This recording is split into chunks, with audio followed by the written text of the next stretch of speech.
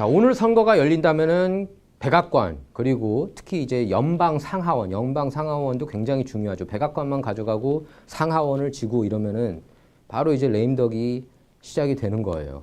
그래서 연방 상하원 선거를 오늘 한번 짚어보도록 하겠습니다. 대선만큼이나 중요하다고 보시면 돼요.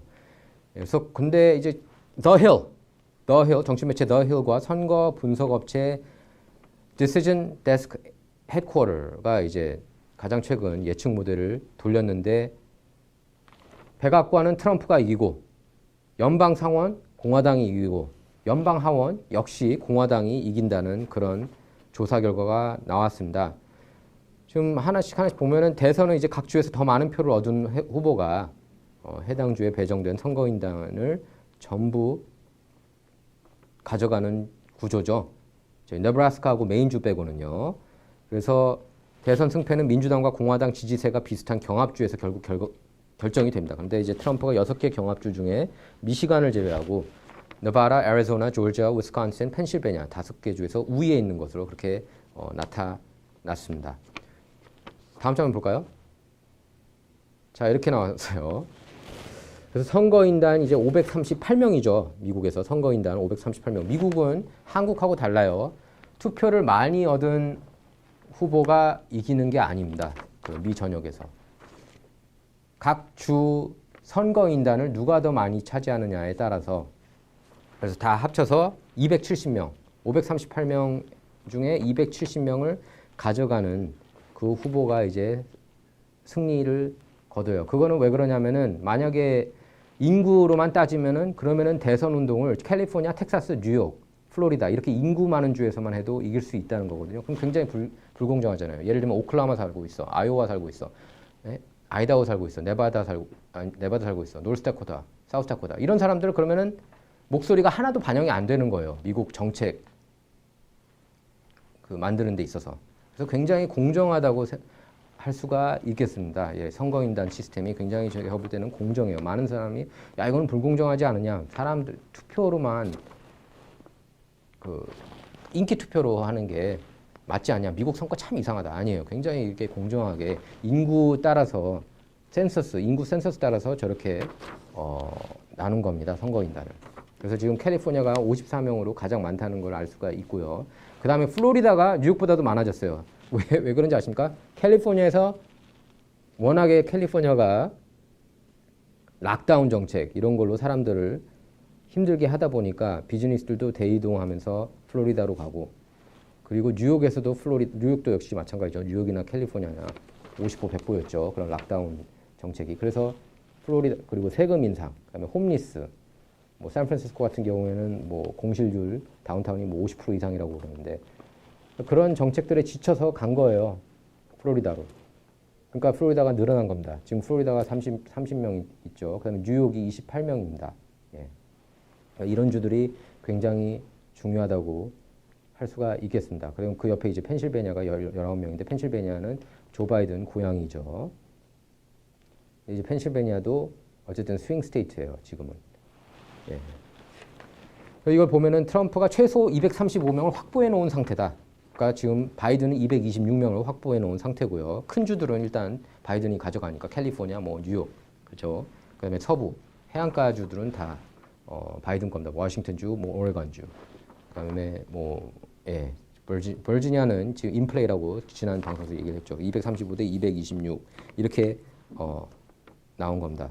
전체적으로는 그 이제 이렇게 그 유리하냐 안 유리하냐를 따지다 보면은 지금 538명 중에 트럼프가 282명, 이대로면 282명을 확보하고 바이든이 256명을 가져갈 것으로 그렇게 더 힐과 디시전 데스크 헤드쿼터가 전망을 했습니다. 그러니까 트럼프가 이길 것으로 그렇게 전망을 한 거예요. 다음 장면 보겠습니다.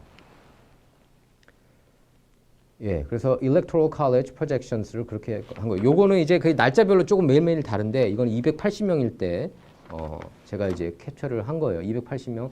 요새 매일 왔다 갔다 해요. 280명, 282명, 뭐 290명, 그다음에 278명 왔다 갔다 이렇게 계속 하는데 예, 쭉 이렇게 바이든에 비해서 앞서고 있는 그런 모습인 것을 알 수가 있습니다. 여러분께서.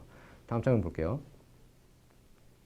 자, 그럼 연방 상원은 어떻게 되냐? 연방 상원 미국의 몇 명 있죠? 상원 자리가 의석이 100입니다. 100. 100이니까 각 주 미국이 주가 어떻게 돼요? 50개 주죠. 50개 주에서 각 주 2명씩입니다. 그러니까 하와이 같은 경우가 되게 독특한데 인구가 적은 데는 연방 하원 의원이 오히려 1명이고 연방 상원은 2명인 케이스가 있어요. 굉장히 재밌는데 델러웨어주 같은 예를 들면 저기 바이든 같은 경우에도 인구가 별로 없는 델러웨어에서의 연방 상원 의원을 수십 년간 했죠.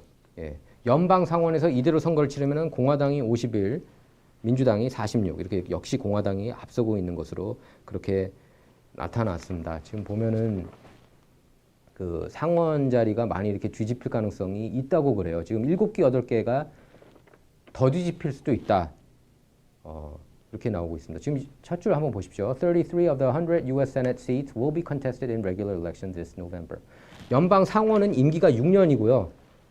올해 100명 그 상원 의원이 있는데 그 중에 33명이 33석을 놓고 다툰다 이겁니다. 33석일 때도 있고 34석일 때도 있어요. 그리고 along with a special election in Nebraska. 네브라스카에서는 보궐선거가 열립니다. Like the last Class 1 Senate cycle in 2018, Republicans are considered to have a fundamental advantage as Democrats are defending 23 of the 33 seats. 지난번 상원 때처럼 근데 지난번 상원 때는 민주당이 워낙 선전을 하고 오히려 한 석을 늘렸어요. 이 33개 의석 중에 민주당 현직 의원이 방어해야 되는 의석이 23개나 되는 겁니다. 23개. 그러니까 일단 선거 자체가 공화당한테 유리하고 민주당한테 불리한 거죠. 올해 선거만 놓고 보면. Among these, the three are in states that Donald Trump won in both 2016 and 2020 elections. 이들 중에서 그 세 개 주가 트럼프가 승리를 한 주입니다. 예. 그러니까 그 23개 의석 중에 3개는 트럼프가 또 이긴 데예요. 2016년, 2020년 2개 연속. 2개 선거 연속에서. 그러니까 3개는 최소한 넘어간다고 봐야 되는 거죠. While no Republican held seats are in states won by Joe Biden in 2020. 그 33개 의석 중에 이제 10개 의석은 공화당 의석 그 현직 그 공화당이 지키는 자리에서 이렇게 선거가 열리는데 공화당이 거기서는 이제 바이든이 이긴 데가 한 군데도 없다는 겁니다. In the last two Senate elections during presidential years, only one senator was elected in a state that the opposing presidential nominee won. 최근 2개 연방 상원 선거에서 2016년 그리고 2020년 선거에서 그 예를 들면은 트럼프 때 그 공화당이 이기거나 민주당이 이기거나 아니면은 바이든 때 공화당이 이기거나 한 경우가 딱 한 번 있었다는 거예요. 예. 그러니까 이제 트럼프를 찍었는데 그 민주당 연방 상원은 민주당을 찍거나 아니면 바이든인데 대통령이 바이든인데 연방 상원은 공화당을 찍거나 이런 케이스가 이제 딱 한 개, 다 합쳐서 한 개라는 겁니다. The map categorizes states by each party's likelihood of winning, ranging from safe to likely to lean to toss-up. 이렇게 이제 각 분야별로 뭐 박빙 아니면은 민주 우세, 공화 우세 이렇게 나눈 것이라는 겁니다. 그래서 어쨌든 민주당 쪽이 불리하다 이렇게 볼 수가 있겠어요. 예. 그리고 상원의장은 부통령입니다. 상원의장은 부통령이니까 만약에 트럼프가 이기면은 부통령까지 이제 트럼프가 그 공화당 쪽이 되는 건데 여러모로 공화당한테 유리하다는 거예요. 연방상원. 연방상원 제가 봐도 공화당이 이기지 않을까 싶어요. 근데 이제 항상 레드웨이브 얘기가 나왔거든요. 2020년 때도 그랬고 뭐 18년 때는 레드웨이브는 안 나왔죠. 2022년 특히 레드웨이브 얘기가 나왔는데 결국에 민주당이 오히려 이겼습니다. 어떻게 될지 몰라요. 예. 여론조사에는 또 공화당이 항상 유리하게 나오다가 일격을 당했는데 그 낙태가 이제 이슈가 되면서 그리고 최근 에팍 타임스 그 보도 내용 하나 보면은 경합지 일부가 또 그러니까 그 낙태 이슈가 이제 떠오르면서 공화당이 조금 다시 불리해 줄 수도 있다 이런 경고성 기사가 나오기도 했습니다. 다음 장 볼까요? 자 이제 연방 하원 선거 열리죠. 2년마다 열립니다. 그 연방 하원. 그러니까 미국은 참고로 또 연방 상하원이 연임에 그 제한이 없어요. 그리고 임기는 제한이 있지만 계속 도전할 수가 있습니다. 그러니까 낸시 펠로시, 뭐 조 바이든 이런 사람들이 수십 년간 거기에 앉아 있는 거예요. 저는 미국 법이 이거 굉장히 잘못됐다고 봐요. 그것도 그 12년이든지 이렇게 묶어놔야 된다고 봅니다. 제한, 연임 제한을 둬야 돼요. 그래야 이게 정치가 깨끗해지지. 그러니까 미국 정치가 굉장히 부패한 겁니다. 제가 볼 때 전 세계적으로 굉장히 제일 부패한 데 중에 하나라고 봐도 과언이 아닌 것 같아요. 미국이 지금 보면은. 다른 나라들은 아예 대놓고 부패하다면 미국은 교활하게 부패하다고 저는 이제 표현하고 싶은데. 자, 공화당 확보 212, 민주당 확보 206 이렇게 나와 있습니다. 그러니까 210 여기 보면은 이제 저렇게 나와 있죠. 218석을 차지해야지, 확보해야지 다수당이 되는 건데 역시 이제 여기서 이제 6개 의석만 더 채우면은 공화당이 우세니까 연방 하원도 무난하게 공화당이 차지하지 않을까 싶어요. 예.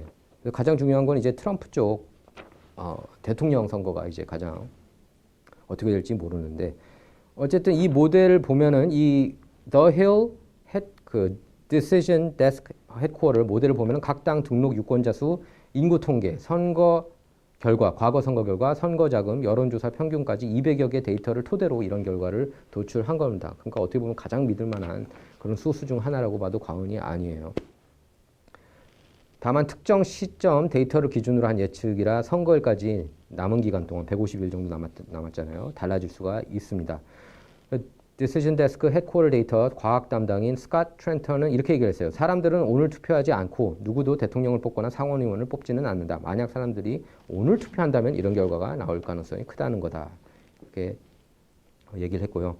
또 이번 예측 결과가 이미 불안해하는 민주당 우려를 키울 수 있다고 그렇게 관측했는데 그동안 여러 여론조사에서 바이든이 경합주에서 트럼프에게 뒤지는 것으로 나타났고 바이든 행정부 친이스라엘 정책이 바이든 대통령 2020년 대선 승리에 기여한 주요 유권자인 젊은이들과 유색인종 지지율 하락으로 이어지고 있다고 합니다. 지금 뭐냐면 이스라엘이 계속 일방적으로 팔레스타인을 몰아치고 있죠. 물론 10월 7일, 작년 10월 7일 하마스가 먼저 친 거는 맞습니다. 근데 이제는 좀 중단해야 된다. 너무 collateral damage, 너무 무고한 그런 그 어린이, 여성들 그리고 죽고 있지 않느냐. 근데 이런 비판에 대해서 또 이스라엘 지지 진영 그렇게 얘기해요. 전쟁이란 게 원래 그런 거 아니냐. 야 미국, 특히 미국, 너네 9.11 터졌을 때 이라크 증거 없이 막 때린 거 아니야? 그래서 500만 명 죽은 거 아니야? 할 말이 없는 거예요. 그렇게 따지면 솔직히 만든 거죠. 네. 아프가니스탄 치고 이라크도 쳤습니다. 9.11하고 아무 상관없는 이라크를 쳤다는 걸 여러분께서 항상 기억을 하셔야 돼요. 그러니까 미국 정부가 그런 식으로 유도할 수 있고 언론이 유도할 수 있다는 것을 여러분께서 아셔야 된다. 그때 민주당, 공화당 다 이라크 쳐야 된다는 분위기였고 뉴욕타임 와포, CNN도 팍스뉴스까지 다 이라크 가만히 놔두면 안 된다는 여론이었고 국민들이 그 여론에 흔들린 거예요. 마구 흔들렸죠. 완전히 흔들렸죠. 그래서 전폭적으로 처음에는 초반에는 지지를 하다가 나중에 이라크전이 장기화되면서 반대 목소리가 커진 겁니다. 이라크전은 굉장히 잘못된 거예요. 굉장히. 그때 이후로 미국 17개 정보국에 대한 신뢰를 할 수가 없어요. 저는 안 믿어요, 이제. 그때 이후로. 그때가 라스트였어요, 저는 개인적으로. 절대로 믿을 수가 없고 걔네들의 어젠다가 있기 때문에 사람들을 완전히 그냥 파리 목숨으로 생각하는 것 같아요. 그 얼마나 많은 미국인들도 그 무고한 생명이 죽었습니까? 예. 이라크 가고 팔다리 잃고 미군들도 안타까운 거죠. 어쨌든 지금 선거일까지 이제 얼마 남지 않았는데 연방 상하원이 이대로 갈지 좀 주목이 돼요. 다음 장면 볼까요? 예, 이게 마지막 장면인데 여러분께서는 어떻게 생각하세요? 연방 상하원 선거, 그러니까 백악관은 그렇다고 치더라도 연방 상하원 선거가 누구한테 유리하게 흘러갈지 여러분 생각이 듣고 싶습니다. 댓글로 남겨주시기 바라고요. 예, 이번 에피소드는 여기서 마치도록 하겠습니다. 감사합니다.